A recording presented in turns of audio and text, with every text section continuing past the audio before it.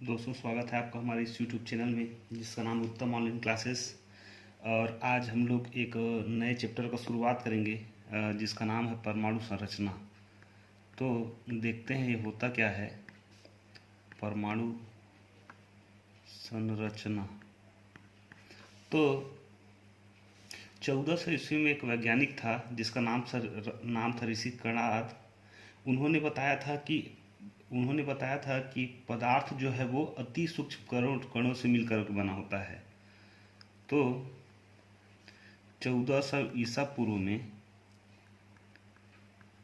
ऋषि कणाद ने बताया था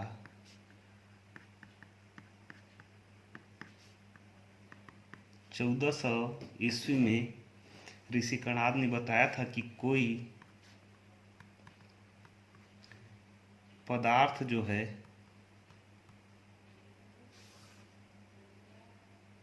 अति सूक्ष्म कणों से मिलकर के बना होता है। अति सूक्ष्म कणों से मिलकर बना होता है। तो मान लो कोई पदार्थ है, वो छोटे छोटे कणों से मिलकर के बना होता है। तो 1400 ईस्वी में किसने बताया था? कणाद ने बताया था। तो अब देखते हैं वास्तव में पदार्थ होता क्या है। तो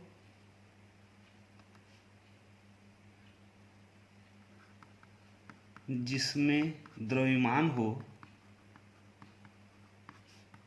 और क्या करता हो? स्थान घेरता हो। जिसमें द्रव्यमान हो और क्या करता हो? स्थान घेरता हो, उसको अपन क्या कहते हैं? पदार्थ कहते हैं। उसे पदार्थ कहते हैं।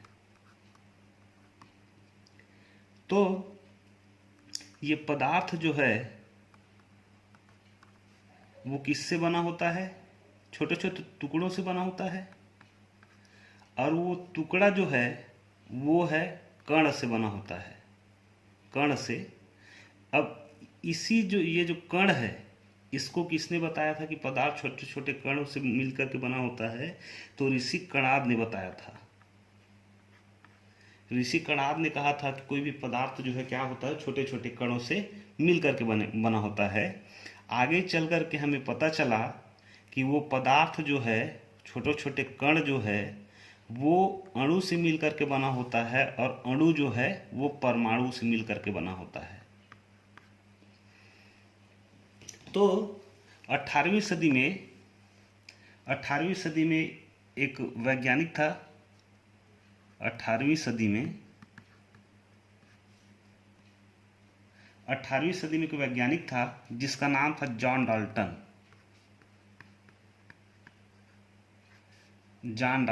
इन्होंने क्या बताया कि पदार्थ का सूक्ष्मतम इकाई परमाणु होता है। पदार्थ का सूक्ष्मतम मतलब सबसे छोटा इकाई जो होता है, सूक्ष्मतम इकाई परमाणु होता है। मतलब पदार्थ किससे बना होता है? अणु से बना होता है। और अणु किससे बना होता है? परमाणुओं से बना होता है। और उन्होंने ये भी बताया और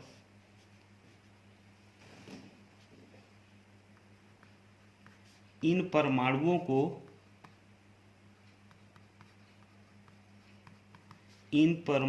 को विभाजित नहीं किया जा सकता। विभाजित नहीं किया जा सकता। मतलब इन परमाणुओं को और छोटे हिस्सों में तोड़ा नहीं जा सकता। इसको किसने बताया था? जॉन डाल्टन ने बताया था। तो ये अविभाजित जो कण है, तो पदार्थ का मूलभूत कण जो है, पदार्थ का मूलभूत कण जो है वो क्या होता है? परमाणु होता है। और क्या बताया था, परमाणु क्या है, अविभाज्य है। परमाणु अविभाज्य है। इतने चीजों को किसने बताया था, जॉन डाल्टन ने बताया था। अब देखते हैं कि वास्तव में ये अणु क्या होता क्या है। तो अणु को देखते हैं कि अणु क्या होता है। तो पदार्थ का वह सूक्ष्मतम कण, पदार्थ का वह सूक्ष्मतम कण जो स्वतंत्र अवस्था में रहता है,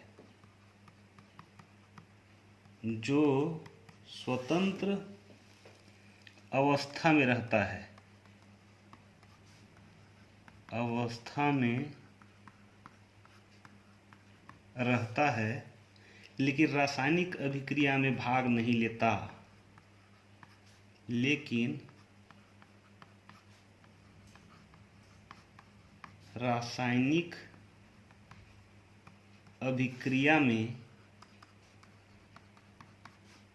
भाग नहीं लेता, वो क्या कहलाता है, उसे अणु कहते हैं।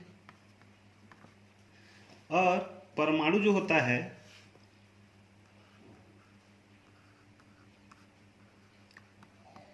परमाणु जो होता है पदार्थ का वह सूक्ष्मतम कण होता है, पदार्थ का वह सूक्ष्मतम कण होता है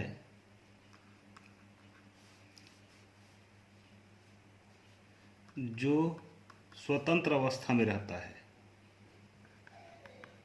जो स्वतंत्र अवस्था में रहता है,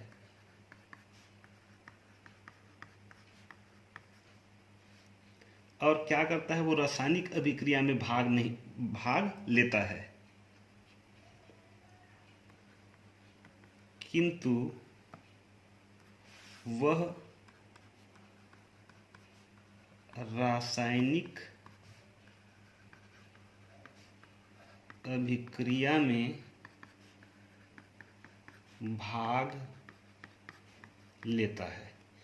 अणु होता क्या है, पदार्थ का वह मूलभूत कण होता है जो स्वतंत्र अवस्था में रहता है लेकिन रासायनिक अभिक्रिया में भाग नहीं लेता।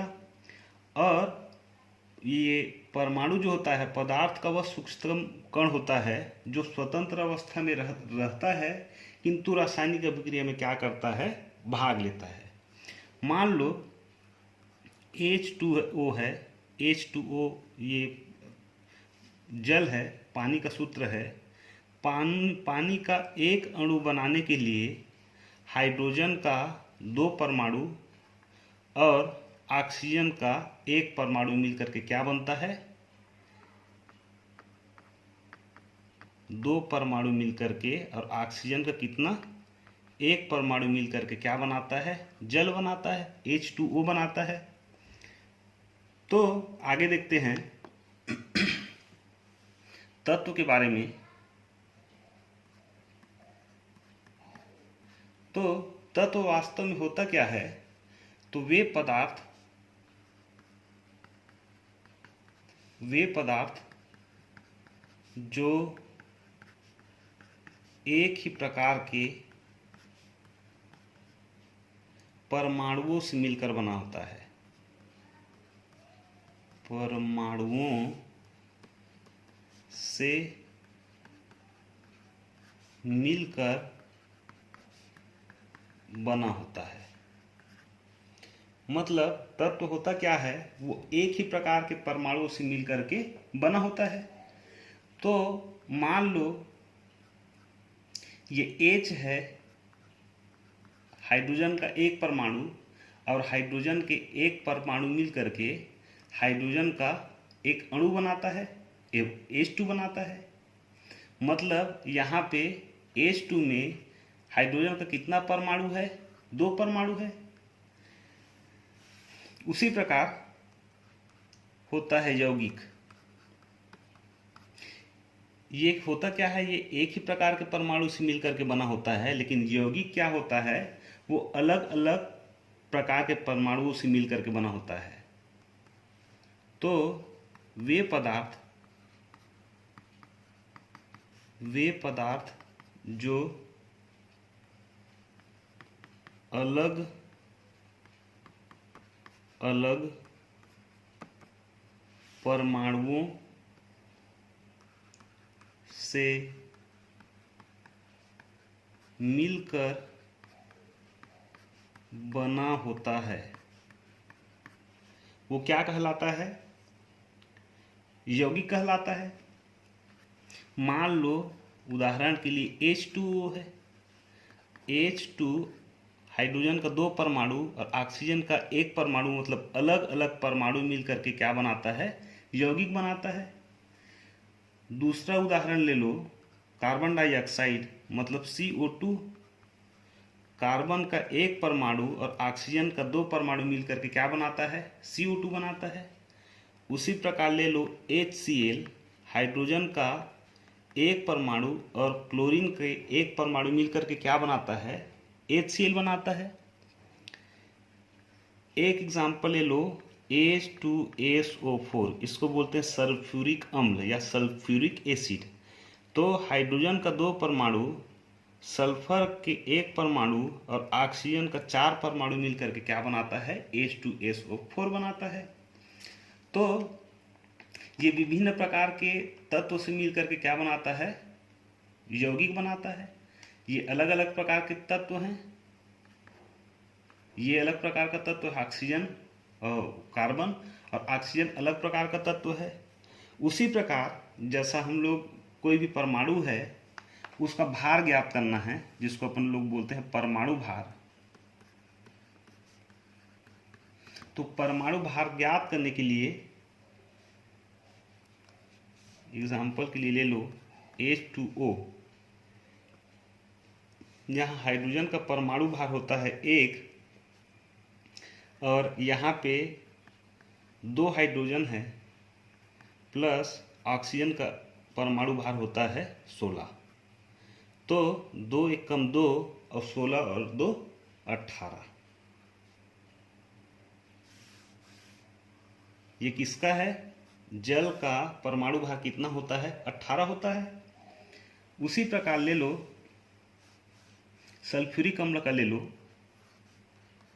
H2SO4, यहाँ पे हाइड्रोजन का परमाणु भार है होता है 1 और यहाँ पे उसकी संख्या है 2 प्लस सल्फर का परमाणु भार होता है 32। यहाँ पे सल्फर का जो परमाणु की संख्या है वो 1 है, तो 1 गुणा 32। उसी प्रकार ऑक्सीजन का परमाणु है 4 और उसका भार होता है 16। तो 2 एकम 2 प्लस 32 प्लस 16 चौक 64। तो 4 और 2 6, 6 3 9 और 2 11, 32 और 2 34, 6 और 2 ये 8, 6 और 3 4, 2 6 2 8, ये कितना होगा 98। तो सल्फ्यूरिक अम्ल का जो परमाणु भार होता है वो कितना होता है, 32 होता है। कोई भी तत्व है उसका परमाणु भार ज्ञात करने के लिए उसका ये जो नंबर है, संख्या है, जैसा ऑक्सीजन का कितना है 1 है और हाइड्रोजन का कितना है 1 है और ऑक्सीजन का कितना है 16, ये हमको याद रहे तो उस तत्व का क्या परमाणु भार अपन ज्ञात कर सकते हैं। अब आगे देखते हैं। आगे एक वैज्ञानिक आया,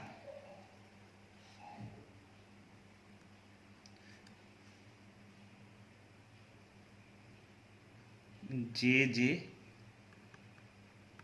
थॉमसन। ये वैज्ञानिक आया 1911 को। अब ये वैज्ञानिक ने एक प्रयोग दिया, मतलब अपने प्रयोग में बताया। अब प्रयोग क्या था, तो एक नली थी,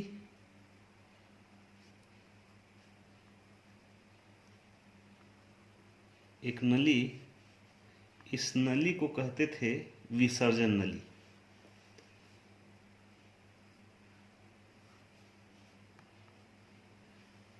इसको बैटरी से अपन जोड़ लिए, इसमें करंट प्रवाहित होने लग गया। ये हुआ कैथोड और ये हो गया एनोड। इसके अंदर में भर दिया गया गैस को।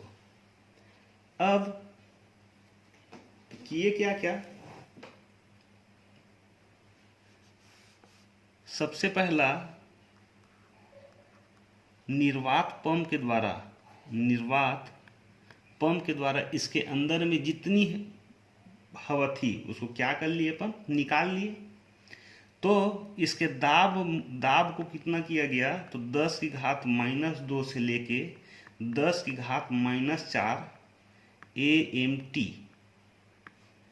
AMT का मतलब होता है वायुमंडलीय दाब किया गया। अब जैसे ही दाब को कम किए, दूसरा में क्या किए, उच्च विद्युत प्रवाहित किए, उच्च विद्युत प्रवाहित किया गया। दूसरे नंबर में क्या किए, वहां पे उच्च विद्युत प्रवाहित किया गया तो इसमें उत्पन्न होने लगा प्रकाश, इसके अंदर में ये चमकने लग गया। तो विसर्जन नलिका के अंदर प्रकाश उत्पन्न होने लगा। इस विसर्जन नलिका के अंदर क्या उत्पन्न होने लग गया, प्रकाश उत्पन्न होने लग गया। अब इस प्रकाश को कहते हैं अपन, यहाँ पर लिख दो कोष्टक में, प्रतिदीप्ति।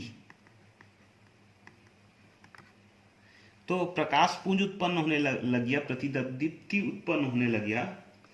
और यहाँ पे प्रतिदीप्ति जो है वो कैथोड की ओर, मतलब धन प्लेट की ओर क्या होने लग गया, वो आकर्षित होने लग गया। और वह प्रकाश पुंज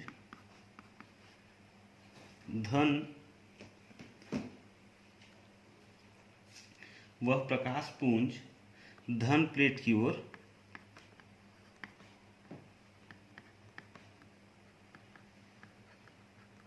आकर्षित होने लगा, धन प्लेट की ओर आकर्षित होने लग गया। तो यहाँ पे जो प्रकाश पुंज जो है वो धन प्लेट की ओर आकर्षित होने लग गया। तो एक वैज्ञानिक था जिसका नाम था स्टोनी उसका नाम था। तो स्टोनी नामक वैज्ञानिक ने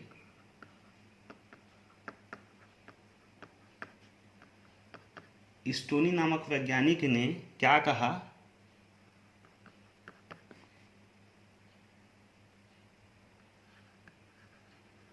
इलेक्ट्रॉन नाम दिया। अब जो प्रकाश पुंज है जो धन प्लेट की ओर आकर्षित होने लग गया, एक वैज्ञानिक था जिसका नाम था स्टोनी, STONY, स्टोनी।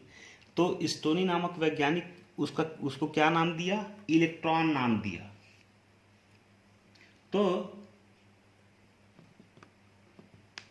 वो इलेक्ट्रॉन का जो कण होता है, मतलब इलेक्ट्रॉन कण जो होता है वो कैसा होता है, एक आवेशित कण होता है। अब आगे देखेंगे इसके बारे में, आवेशित कण किसको बोलेंगे। तो ये आवेशित कण का मतलब होता क्या है, मान लो ये कोई नाभिक है, इसमें धन आयन प्रोटॉन रहता है जिससे चारों तरफ कौन चक्कर लगाता है, इलेक्ट्रॉन चक्कर लगाता है। मान लो यहाँ से एक इलेक्ट्रॉन निकल के दूसरे तत्व में चले गया, ये इलेक्ट्रॉन यहाँ आ गया, तो यहाँ पे जो संख्या है, यहाँ पे जो संख्या है किसका, प्रोटॉन का, वो ज़्यादा होने लग गया। प्रोटॉन में कौन सा आवेश पाया जाता है, धन आवेश पाया जाता है, तो ये धन आवेशित हो गया। और लेकिन जिस तत्व में गया उस तत्व में इलेक्ट्रॉन की संख्या क्या हो गया, ज़्यादा हो गया। तो ये कौन सा है, ये धन आवेशित हो गया, और ये हो गया ऋण आवेशित। तो यही है, इलेक्ट्रॉन एक कैसा कण होता है, एक आवेशित कण होता है। अब वो जो विसर्जन ट्यूब थी, विसर्जन जो नलिका थी,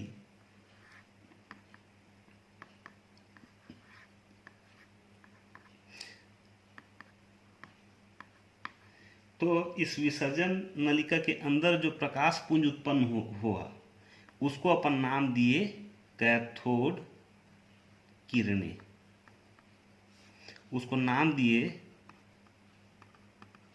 कैथोड किरण। तो आगे देखेंगे कैथोड किरण के गुण। तो कैथोड किरण के गुण अब देखते हैं। ये कैथोड किरण वास्तव में इसका क्या क्या गुण होता है। तो सबसे पहला एक कण जो होता है वो ऋण आवेशित कण होता है, मतलब कैथोड किरणें ऋण आवेशित कण होता है। अब देखो, ये ऋण आवेशित रहा तभी जो ट्यूब था, विसर्जन नलिका का ट्यूब था, उसके धन आवेश की ओर क्या होने लग गया, ये आकर्षित होने लग गया था ये। तो ये कौन सा कण है, एक ऋण आवेशित कण है। दूसरे नंबर में देखते हैं, यह विद्युत चुंबकी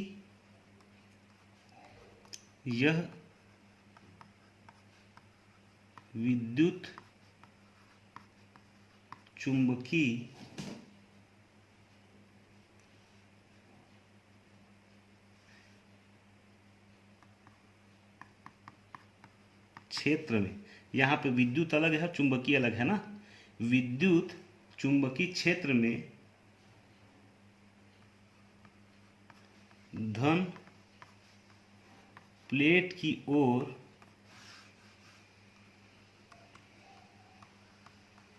आकर्षित होता है।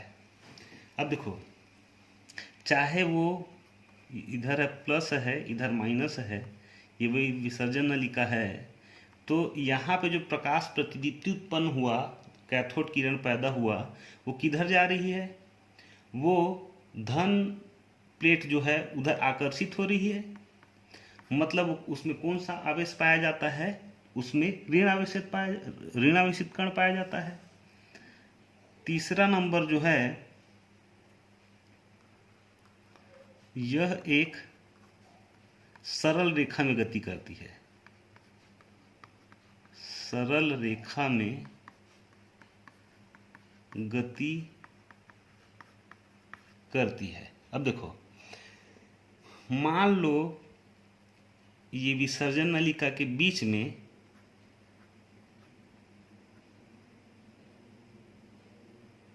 एक धातु का, वो जिसके बीच में छेद हो, उसको ला करके अपन कहाँ रख दिए, यहाँ बीच में रख दिए। तो बाकी जो कण है, किरण है, वो ये प्लेट में रुक गई। लेकिन अगर जो सीधा चल रही है वो क्या कि यहाँ से पार होकर के किधर पहुँच गई, धन आवेशित प्लेट की ओर पहुँच गई। इससे क्या सिद्ध होता है कि जो कैथोड किरण जो है वो कैसी गति करती है, तो एक सीधी सरल रेखा में गति करती है। चौथा जो है,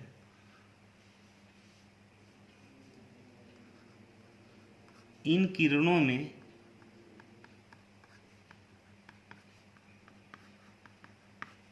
गतिज ऊर्जा होती है। अब ये वही विसर्जन नलिका है।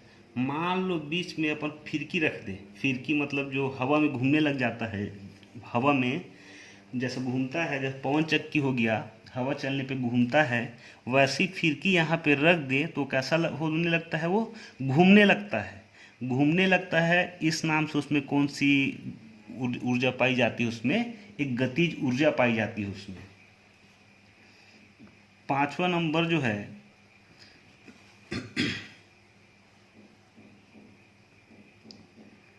कैथोड किरणें जो है, कैथोड किरणें टंगस्टन के धातु में टकराकर, टंगस्टन धातु में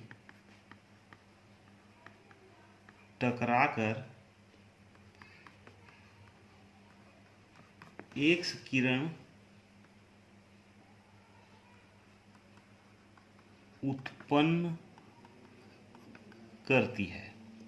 मान लो जहाँ से कैथोड किरण गुजर रही है वहाँ बीच में अपन क्या रख दें, एक टंगस्टन नाम का एक धातु आता है, उसको रख दें। उससे टकरा करके क्या पैदा होता है, एक्स किरण पैदा होता है। और ये एक्स किरण का उपयोग शल्य चिकित्सा में होता है। मान लो जैसा हाथ वगैरह टूट गया रहता है तो अपन क्या करवाते हैं, डॉक्टर के पास जाके एक्सरे करवाते हैं, जिससे पता चलता है कि हाथ कहाँ पे टूटा है और कितना टूटा है। तो ये एक्स किरण पैदा कौन करता है, टंगस्टन के धातु से टकरा करके कौन टकराता है, वहाँ पे कैथोड किरण जो है टकराती है। छठवां नंबर में जो है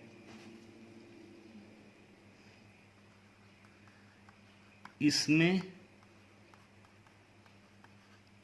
पतली धातु जो है, मान लो कोई पतला धातु है, धातु को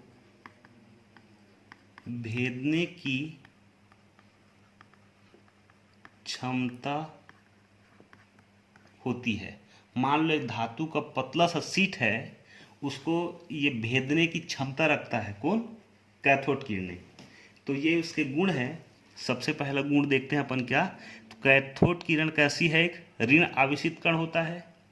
दूसरा, विद्युत क्षेत्र और चुंबकीय क्षेत्र में धन प्लेट की ओर क्या होता है, ये आकर्षित होता है। ये एक सीधी सरल रेखा में गति करती है। इन किरणों में गतिज ऊर्जा होती है। कैथोड किरणें टंगस्टन धातु में टकरा करके क्या पैदा करती है, एक्स किरण पैदा करती है। और छठवा जो है, इसमें पतली धातु क्या है, भेदने की क्षमता होती है। अब आगे देखते हैं इसी में ईएम अनुपात, मतलब ईएम का अनुपात का मतलब होता है ईएम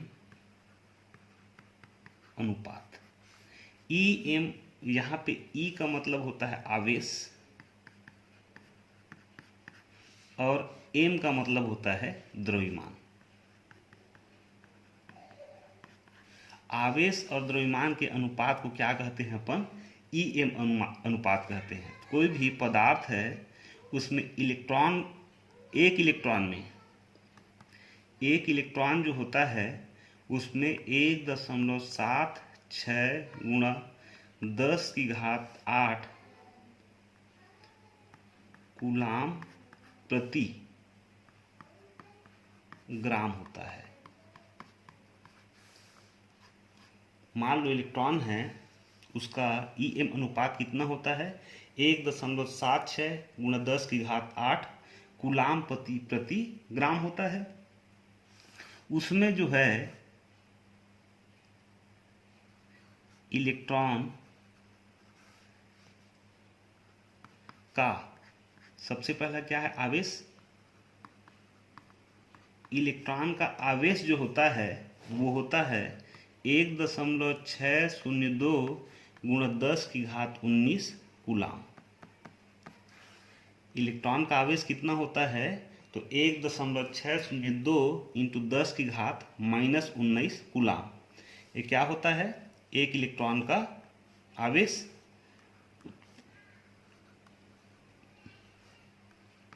इलेक्ट्रॉन का द्रव्यमान। अब इलेक्ट्रॉन का द्रव्यमान जो होता है वो होता है 9.1 गुणा 10 की घात 29 ग्राम। एक इलेक्ट्रॉन में जो होता है वो 9.1 गुणा 10 की घात 29 ग्राम होता है। और ये जो होता है बहुत हल्का धातु होता है, बहुत हल्का कण होता है। तो इलेक्ट्रॉन जो है वो बहुत हल्का कण होता है। अब कितना हल्का कण होता है, तो वह हाइड्रोजन का एक परमाणु होता है उससे 1/1838 गुना कम होता है इसका द्रव्यमान। तो हाइड्रोजन के द्रव्यमान से कितना कम होता है? 1/1838 गुना कम होता है किसका? इलेक्ट्रॉन का द्रव्यमान। तो आज के लिए बस इतना ही। बहुत बहुत धन्यवाद।